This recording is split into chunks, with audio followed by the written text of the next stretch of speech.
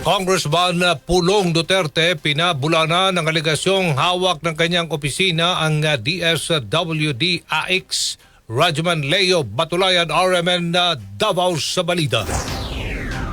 Mariing pinabulaanan ni Davao City 1st District Representative Paulo Pulong Duterte ang mga aligasyong kontrolado ng kaniyang opisina ang DSWD Assistance to Individuals in Crisis Situations o AX. Base sa opisyal na pahayag ng kongresista, napunta umano sa mga individual at grupong kaalyado ng kasalukuyang administrasyon ang pinakamalaking alokasyon ng AX. Dagdag pa niya na kabilang din dito ang mga personalidad na nangangampanya para sa mga katapat nito sa politika na suportado ng administrasyon sa nakaraang 2025 elections. Nanindigan naman si Pulong na hindi ito haka-haka lamang dahil mismong Senado na ang nagkumpirma na may mahigit 1.4 billion pesos AX funds ang napunta sa 1st at 2nd District ng Davao City. Samantala, hinikayat naman ito ang pamunuan ng DSWD na makipagtulungan, gayon din nanawagan sa Kongreso na tiyaking bawat pisong inilabas ay maayos na may paliwanag. Kasama mo sa DXDC, RMN Davao, Rajuman Leo Batulayan, Tatak RMN. RMN Network News.